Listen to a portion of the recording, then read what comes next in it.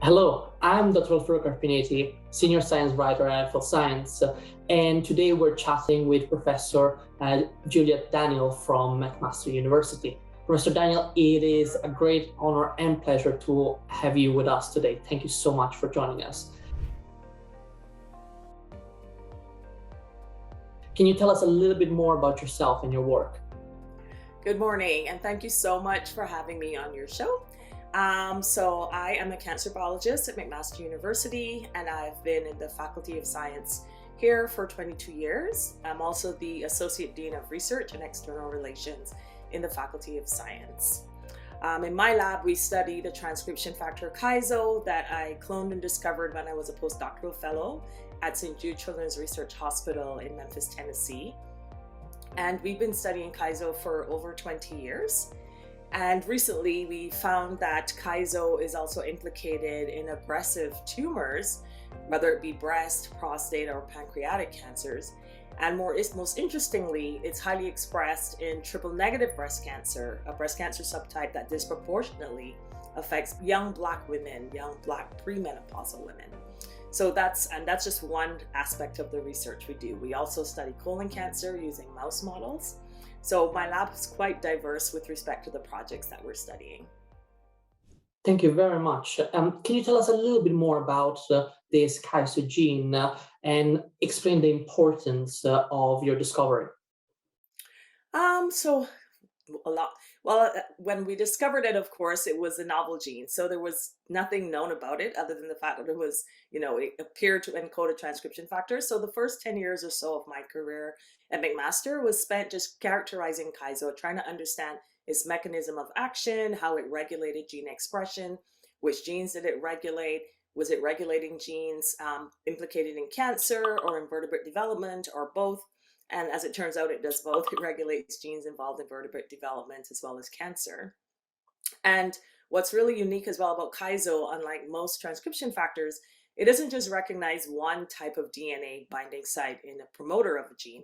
It recognizes a kaizo-specific sequence that we call the KBS, but it also recognizes methylated CpG dinucleotides, which makes it a lot more complicated to study as well, because it's not just recognizing one type of sequence in a promoter, but multiple different sites. So it's actually added to the complexity of understanding kaizo, how it acts, how it regulates gene expression, but it also helps me to explain to people why it's taking so long to fully understand what it does. It's not a low-hanging fruit at all. Yeah. So you mentioned that you're both looking at colon cancer and Yes. triple negative breast cancer, which is, as you said, the most common in young women of African ancestry. What can you tell us about these diseases? How much it is known right now, and how much is yet to be found out, and where are we at? So our colon cancer, I'll start with our colon cancer project because that's actually the project we were working on the longest in the lab. Mhm. And so what we found, so when we were studying kaizo, we realized that kaizo was linked to the canonical Wnt signaling pathway, which was well established and well known to play a role in colon cancer. So when we were using cell culture and the Xenopus frog model system, we found that kaizo inhibited Wnt signaling. So we actually generated a kaizo transgenic mouse that was overexpressing kaizo in the intestines, fully expecting that the overexpression of kaizo in the intestines would inhibit Wnt signaling in the intestines and actually prevent colon cancer. And we were actually quite surprised to find the opposite happen. When we overexpressed kaizo in the mouse intestines, the mice actually developed inflammation. And when we mated those mice with a mouse model of colon cancer called the APC-Min model of colon cancer, the mice actually developed 2 to 3 times more polyps and had a significantly shorter lifespan, which was the first evidence that kaizo. So there were 2 things we learned from that study. High kaizo expression induces inflammation, intestinal inflammation, and then that intestinal inflammation was further exacerbating colon cancer in conjunction with Wnt signaling.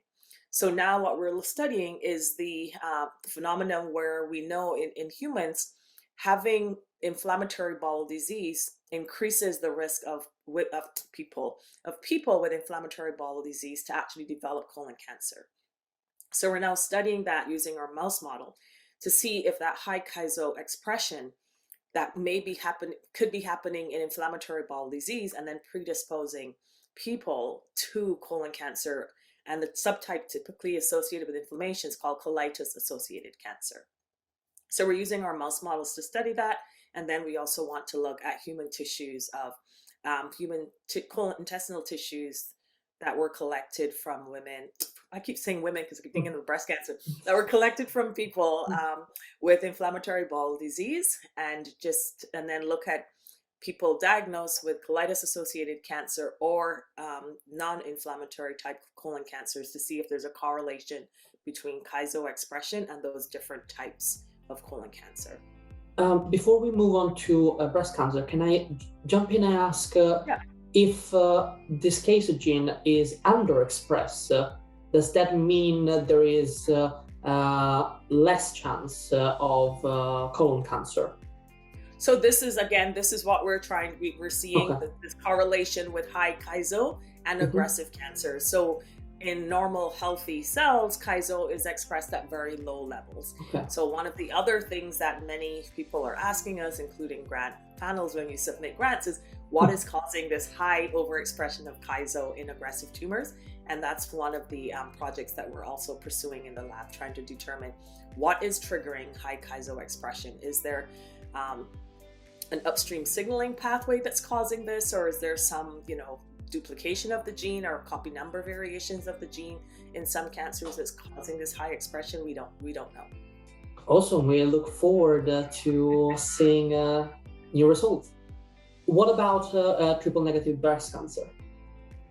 So about 12 years ago, I learned about triple negative breast cancer when I attended the annual American Association for Cancer Research, or AACR, conference in the US.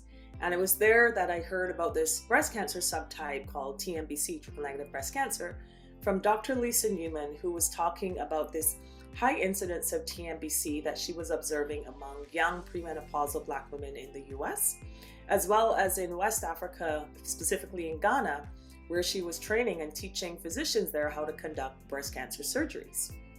So I was quite perplexed by this because I had not heard about this subtype that was disproportionately affecting Black women. So during my next research leave, which was in 2011, and because I was born and raised in Barbados, so I always wanted to get back to Barbados and the Caribbean, I decided to conduct my research leave there to see whether or not triple negative breast cancer also was occurring at a higher rate in Barbados and the Caribbean compared to other countries and populations. So since 2011, we've been conducting studies on triple negative breast cancer in Barbados, Jamaica, and Nigeria, West Africa. And we found, interestingly, that in those populations, at least specifically in Barbados and Nigeria, kaizo is highly expressed in triple negative breast cancer in those regions compared to even African Americans in the US, and significantly higher than it's in white Americans with triple negative breast cancer. So we think that high expression of kaizo in Black women could be somehow enhancing the aggressiveness and the high mortality rates of triple negative breast cancer, specifically in young Black women. So, if I understand correctly, we're thinking that there is a genetic component to the higher incidence, probably a big genetic component. I'm also curious about like structural and societal issues that might contribute to the higher mortality of African American women and women of Black ancestry that get triple negative breast cancer. Can you tell us a little bit more about that? Yeah. Our hypothesis was that perhaps this high incidence in Black women was in some way linked to a genetic predisposition from our African ancestors, since most Black women globally are descendants of Black women from West Africa that were basically taken around the world through the transatlantic slave trade. So there may be a genetic component, and sometimes I try to think, well, perhaps it's akin to the sickle cell trait that has a benefit or had a benefit in Africa, but then it manifests now as sickle cell when you have the two copies of that gene. So we're obviously trying to figure out, is this an actual genetic predisposition, or could this even be perhaps some kind of epigenetic change in our genome because of the trauma of racism and the transatlantic slave trade? As there are now more and more studies indicating that trauma, such as what most Black people would have endured during that transatlantic slave trade, could have induced epigenetic changes in our genome that are now manifesting themselves in the diseases that we know today. So that's a whole other area of research that others are conducting, but it's definitely something that we're constantly thinking of as we do our studies. And definitely for sure in some countries and some parts of the US, and well, actually probably in every country, there are definitely disadvantages and what we would call the social determinants of health that disproportionately impact, Black and other marginalized groups that could also be leading to the poor outcomes, not necessarily to the incidence, but definitely to the poor outcomes of these cancer diagnoses.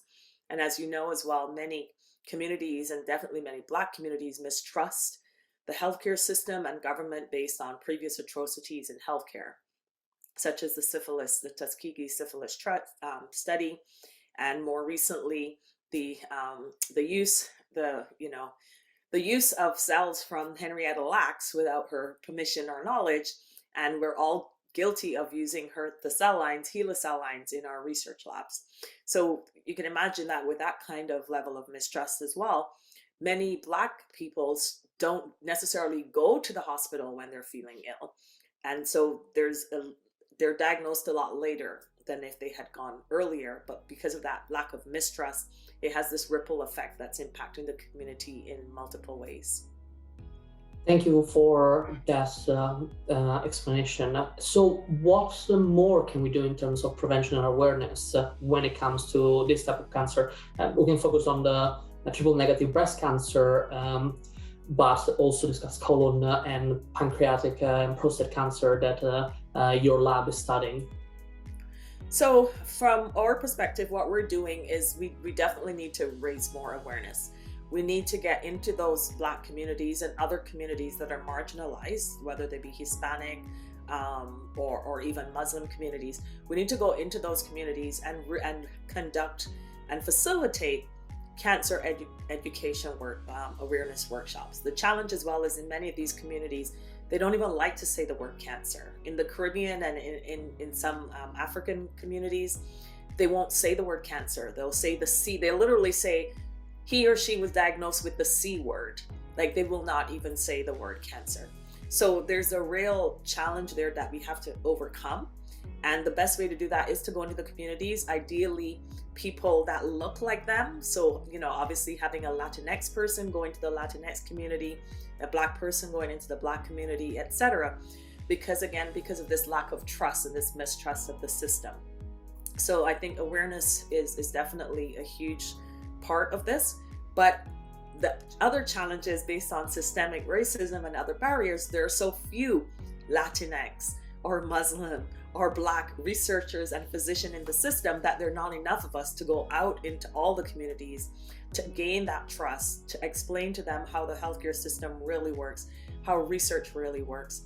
We also need more people, we need more diverse people participating in all the clinical trials and that are being conducted and all the research studies that are being conducted. And that's also another challenge that then indirectly is going to impact health outcomes, because if we're not participating in those studies, when the drugs are developed, we weren't part of those studies. We don't know, right? Sometimes the drugs, just like, when drugs were first developed, they were developed using white males as the participants. And then they were shocked when it wasn't working on females. Or, there's certain biological differences, not necessarily genetic differences, but there's sort of biological differences that have nothing to do with race that could impact how different people respond to different drugs.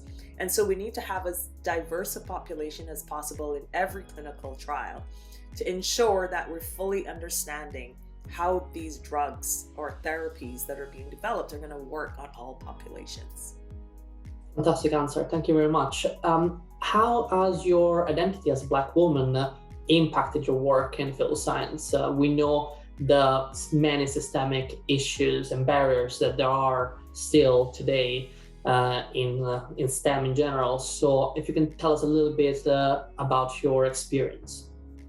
Yeah, so when I first interviewed for the job at McMaster, I remember the students that came to my interview talk, etc. When I met with them after, like, every at McMaster, typically when we interview faculty members, they get to meet with the graduate students in the program. And I remember the graduate students, being, first of all, super excited that one of the candidates was a Black woman. And then they also commented that, they were shocked that it was a Black woman because my name is very Anglophile. And so there was and this was pre Wikipedia, pre Google, pre internet, right? So kind of the dinosaur era. And so all they saw was my resume and my publication record. And I think I might have indicated that I was dual Canadian Barbadian, but I don't think anyone fully read that and appreciated what that would mean. So when I walked in as a Black woman, many people, including the faculty members that were going to interview me, were genuinely surprised to see a Black woman walk in, which wasn't something that I had thought about because I was just being me. I didn't think that that would be something that was unusual. It just hadn't struck me as that way. And then, honestly, for the first 10 years at McMaster, I wasn't even thinking or recognizing, like, I don't even know how to explain it. I knew I was the only Black woman in the Faculty of Science at McMaster, but it wasn't something at the front of my head all the time, if that makes sense. And it's only in the past 5 years when a few people started pointing it out that I went, oh, you're right. I've been the only Black female scientist for 22 years at the university. That's not good. But I honestly hadn't been thinking about it for the first 10 or 15 years. But because of the work, it's funny, because of the work that I've been doing on triple negative breast cancer in Black women, I would say the past 12 years, I've been inundated with emails from Black and South Asian, basically every racialized female student wanting to do research in my lab, because it's one of the few labs that's doing research where they feel that there's that translational aspect that also has a social ramifications. And so my lab has been incredibly diverse as a result of this, because the students want to do research where they feel they will have real impact and not just do research for the sake of getting a degree, if that makes sense.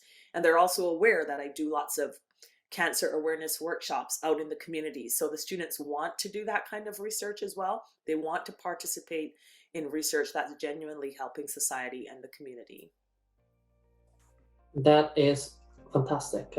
And so Yes. that leads me to my last question. What would you hope to instill in the next generation of Black scientists entering the field? Advice that maybe you wish you had, or something to get them going? Oh boy, advice. I don't know. I mean, there's just so much. I think the world has woken up. I think that people are now finally aware, unfortunately, at the expense of George Floyd's life. But I think that folks are now genuinely aware that there is a systemic problem globally with respect to anti-Black racism. That, this is 400 years of anti-Black racism that's been perpetuated in every single country, even though, some countries think that they're doing well and okay. And so I think there are a lot of young Black youth that have been, born and raised, say, in Canada or the US, who feel like they cannot aspire or achieve and fulfill their dreams because they don't see themselves represented. They only see the negative stereotypes, and they hear all the deficit talk about, they're not good, they're only good at sports or singing, and they're not strong academics, and so I just think, and it's a challenge because they really don't have Black teachers in their high schools. They don't have Black teachers, Black professors at the university. So I would just say, be the change you want to see. So if you want to see more teachers, more Black professors, we need you to pursue those professions, right? We can't just wave our magic wand and say, hey, I want some Black teachers. Like, we need those youth that are saying, well, we don't see people that look like ourselves, to say, well, why can't I be the teacher then? Why can't I be the professor? Why can't I be the lawyer? Why can't I be the doctor? So like at McMaster for Black History Month, or hashtag is I am Black History, to encourage our students to say, to recognize that Black history isn't something that happened in the past. It is an ongoing thing, and each of us right now are creating history for future generations. So we want all of our students at McMaster anyway to recognize that they are Black history. So our hashtag here at McMaster is I am Black History. So everything we do as Black individuals at the university, we're creating and setting some kind of role model for future generations. And I think that has helped many of our students to realize, oh, instead of thinking of it from a victim perspective, or, you know, we are creating history. We're laying the groundwork and the foundation for future generations, and that gives them a sense of pride and helps them as well to now aim higher, to work harder, to leave that legacy for next generation. So I guess maybe I'll just say, yeah, inspirational will be just remember that you are Black history. We are Black history. Well, thank you very much for taking the time to chat with us. It has been an absolute pleasure. Thank you for inviting me again, and I wish you all the success with your IFL science. Thank you. Bye-bye. Bye.